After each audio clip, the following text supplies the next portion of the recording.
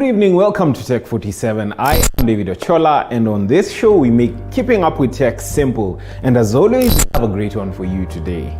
We'll talk about an app that every photographer should have because it really does take things to another level, and as promised last week, we'll talk about native apps. In our gadget review segment, we will highlight what you should expect when the PlayStation 5 comes back to the market, and finally we have a mind-blowing innovation that will definitely leave you thinking, what the tech is that? This is Tech47.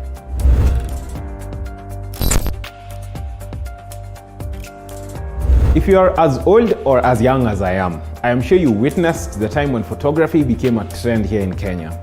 It was like a fad. That's around 7 or 8 years ago. Well, as the trend faded out, only the creme de la creme, I hope I said that right, stuck to their guns, or should I say stuck to their cameras. Back then, having a camera was so cool. You are actually someone other people could look up to and only dream of emulating. But fast forward from then to now, everyone has a phone. The cameras on these devices have taken things up a notch. And with this boom in the interest in photography came the demand for editing software. And I'm not talking about the old school kind that requires you to sit on a computer. No. I am talking about software that you can use on the move. And that is exactly what Adobe has delivered. Adobe Lightroom is an editing app that is on a league of its own. It doesn't get more professional than this, if we're being honest. That is when it comes to photo editing apps on handheld devices. So here's what it looks like. When you launch the app, you can choose whether or not to sign in using your Adobe account. I would recommend you do so with your email address here. And if you don't have an account yet, why not set one up anyway? Well, once that is done, it will lead you to the library tab. Under the library tab, you can upload photos to the app and start editing right away. But if you like your stuff a bit organized, then you can arrange your photos into albums for ease of editing and ease of access. You also have the option of upgrading to this cool feature where the app sorts the photos in terms of people. So if you have common faces appearing in most of your pictures, it makes it easier to access these photos in that way. That feature would really come in handy, say for photographers who have certain clients as opposed to people who are just photogenic. And you have a full camera roll of selfies. I'm not talking about you millennials. Well, I am though. Low-key. Once you're ready to edit, you can tap on the picture and you'll find a myriad of elements you can choose to manipulate to make your photo even better. From selective adjustment to healing, cropping, profiles, which are like presets really, then to auto correction, light, color, effects, optics, geometry, and so forth and so on. Okay, the so forth and so on is not part of it, but yeah, you get it. Allow me not to go into detail because this could easily turn into a masterclass on photography and editing, but I will make a quick edit for you to see a before and after so that you can see just how wonderful this application can be. Next to the library button is a shared button. Using this button allows you to share photos to the community using Adobe, But it even gets cooler, Right next to the shared tab is a learn button. Here's why I think you should definitely download this app and try it. This app has in-app tutorials on how to achieve certain looks and feels when it comes to editing your photos. If you're looking for a warm feel or for a cool feel, you have so many options to choose from, created by other creators who fancy photo editing, as well as pros in the game. This for me was just mind-blowing. And all this is free, like free. This digital age is just the best. Right next to the Learn button is a Discover button. The Discover tab is where things even get better. Under this tab, you can search for your favorite photographers, and you can also learn their editing style step by step based on the photos that they have shared on this platform. That means, say for example, if you want to learn how to achieve a certain look and a certain feel from their work, you can learn it and tweak it to suit your own work. You have no idea how pumped I was when I learned about all this. This app also has a community that you can choose to join and share your stuff with. which makes this ideal for photographers, or rather, it makes it an ideal photographer's haven, or should I say heaven. Whew! Well, for so much value, you can get this app for free on Android and Apple devices in the respective stores and get learning as soon as yesterday. And that is what's up today.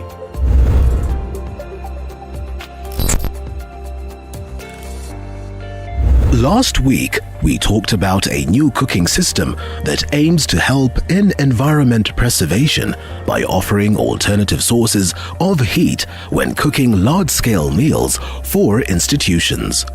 This week, we're still on the same trend of conservation by using renewable sources of energy. The transport system is an integral system in a highly populated society. Not only is it important for carrying people from one destination to another, goods like food as well as dependent on the transport system. A design of engineers got together and created a team that invented a generation of vehicles that could be the future for transport systems locally. Hi, my name is Alex Makalio. I'm very fortunate to be serving Solar Cycles Kenya as General Manager. Before this, I have an academic background as an aerospace engineer. My father makes the joke that he spent a lot of money educating me to build planes, and I'm now using that knowledge to build bicycles. However, away from Solar Cycles, I've also been involved in a number of startups, the first of which was Kuza Automotive, which was trying to build electric drivetrains for tuk-tuk. So I have been within the renewable energy space for quite some time. So the trike has a basic tuk-tuk design of 3 wheels.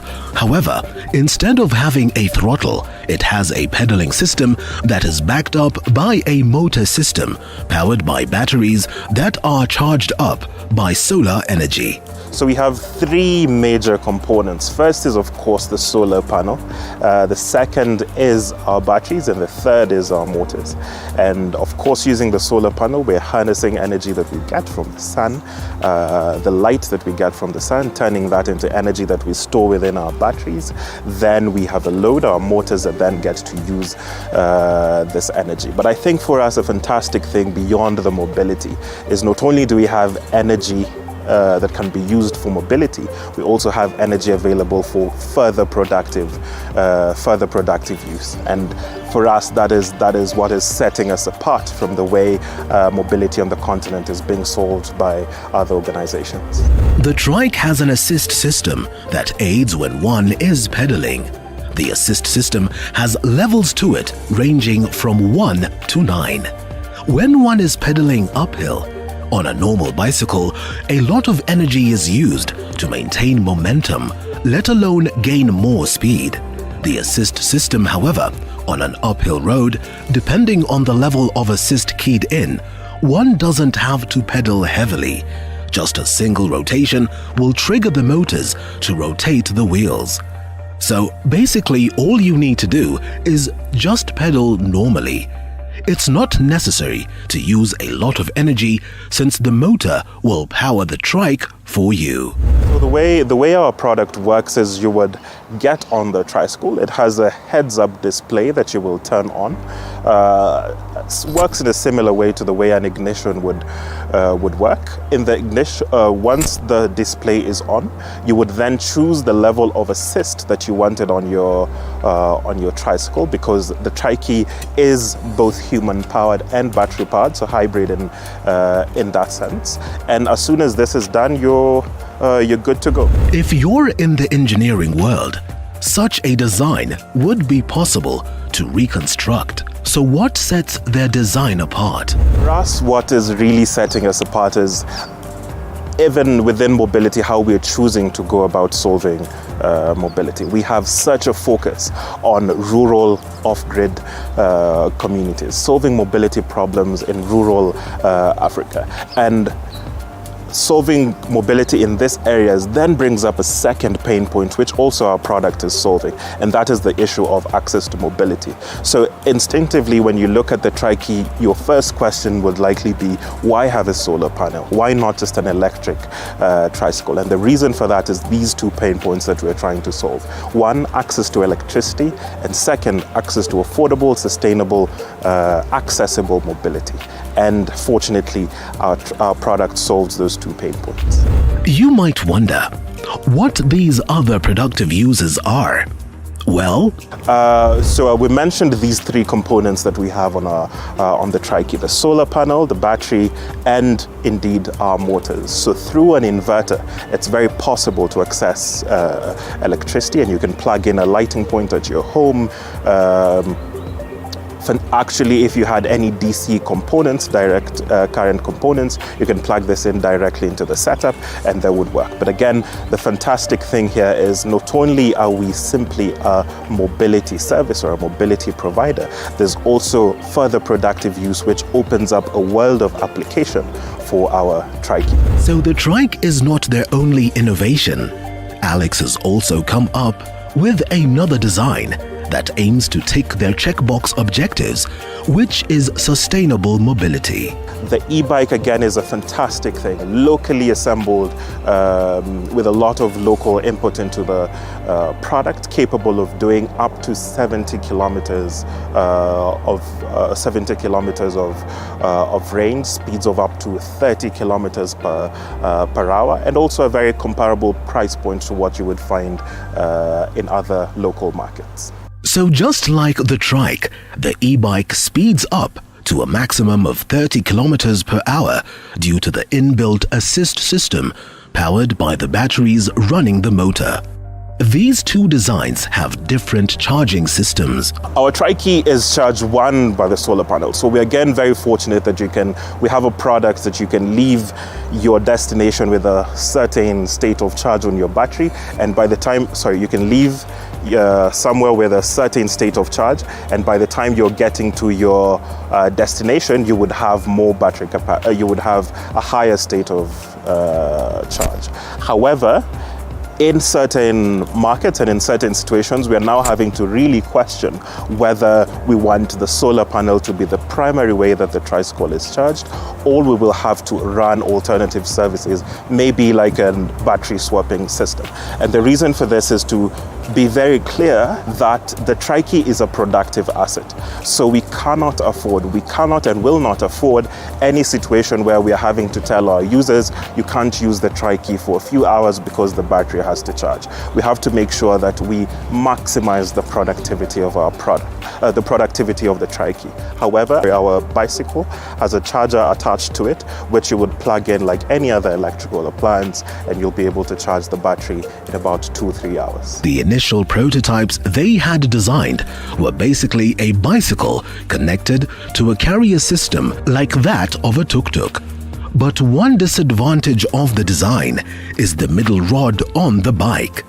This made it so hard for one to be of use to women, since the rod is hindering one to climb up, especially if one is in a dress or skirt, which then led to the final framing design. So we have developed a host of prototypes, learning, and the reason for this is particularly for us to learn what the user really wants and the setup that works perfectly for the user. Now, through 2019 was maybe the year we did the most extensive testing with our prototypes, testing these prototypes over 12,000 kilometers, and this was both in-house testing and testing alongside prospective pilot customers. The important things that we were getting from our customers was, one, we needed to really improve the frame. So our initial design was simply a bicycle frame welded onto a frame that could allow the carrying of cargo, and this unfortunately meant that with the number of welds that was going on, the opportunity to have little fractures on these welds was very, very high. So the one thing we did is to come up with a single frame that has as few welds and as few joining points as possible, and that has really contributed to the structural integrity of our tricycle. The other thing was we are a product that is going to be competing alongside other mobility solutions. These are your motorbikes, your bicycles, your mkokotenis, your tuk-tuks, and so on and so forth. So fundamentally, we need to have a product that performs always as well as, if not better than, other mobility solutions that we have. The battery placement was also thought out. Since the trike could be used for cargo and human transport, the prototype designs had to be reconstructed to make room for its purpose. A normal car has a lithium-ion battery of 12 volts. The trike and e-bike, however, have a lithium-ion battery of 48 volts. And in considering that, we have had to change the batteries that we're using. So moving on from lead-acid batteries to lithium-ion battery packs. We have also changed the motors that we are using. We have changed the motors from a reliability point of view. During the testing, the 12,000 kilometers of testing that I mentioned, we had a number of reliability issues with our motors, ones that we have thankfully now understood and know how to remedy. But within the trike, we chose to move on to different motors, again to assure our users of such a fantastic user experience. So a new frame that is particularly adaptable and usable by both genders with a step-through design, better motors that are more reliable, and a better battery pack that can deliver better range, better range and a better lifetime use of our tricycle. Of course, such a design has attracted willing customers, especially organizations that are in transport and also welfare organizations that may want to carry some goods from one area to another. Interest has been massive. If I may mention, we have been so fortunate to even get interest from the highest office in Kenya. The president himself ordered 10 tricycles, and a number of government officials have done the same. And to get such a stamp of approval is such a fantastic thing to have. The production cost of these two systems ranges between 220,000 Kenyan shillings, while the e-bike is about 35,000 Kenyan shillings.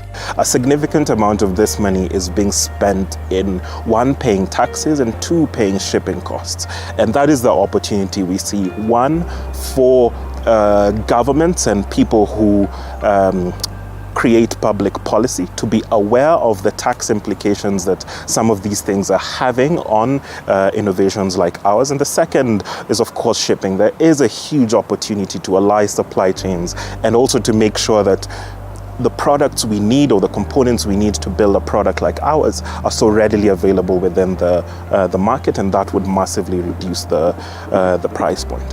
However, the even more important price point is at what price point would our customers be accessing the product. And for those, we can do two things. We have an outright purchase model where if you came to our offices with the money, of course, you would be able to have a tricycle made for you. You can buy the trike at about $3,500 a unit, so about 350,000 Kenyan shillings. The e-bike is available on sale, actually available on sale right now for about 60,000 Kenyan shillings, about $600 US.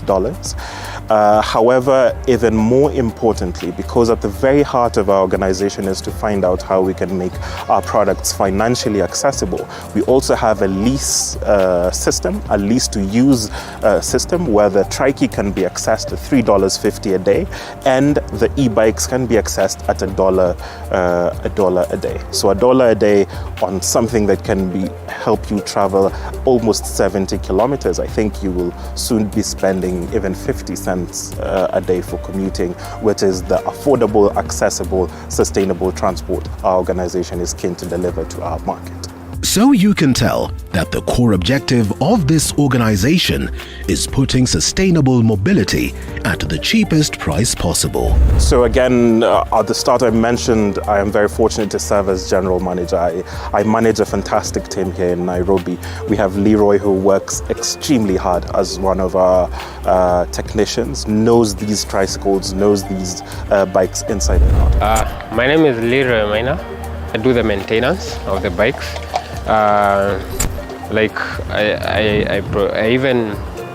Let me say I'm the lead production guy, let me say it like that, because they do the drawings, they do everything, and then everything else is left to me, and I get everything together, set it up, and then run the bike. We also have Laura. My name is Laura Lepore and I work at Solar E-Cycles Kenya. Who I am to the team? Well, I am the Business Development and Operations Manager or lead here at Solar E-Cycles. And what I do basically is customer engagement, customer interactions, as well as funding applications. Being an SME, we do a lot of funding applications for grant funding to scale up our business. And so I'm heavily on that side of the team as well. This means that the target audience of the innovation is most definitely not the six-figure earning Kenyan. However, the door is not closed to those who wish to purchase it. There isn't any innovation that would not come with setbacks. For my own personal experience, the biggest setback is building a team. I think the task for any founder, as clear as your vision is, you cannot do everything yourself, and you have to build people around you who will help execute this vision. And building a team has been difficult, but definitely not insurmountable. And I think that is the greatest pressure, or one of the biggest pressures that that founders have. Maybe another pressure is finance and getting the working capital to sustain such an innovation all through to market entry. But I think for me, if you have a right team, a clear vision, a right team,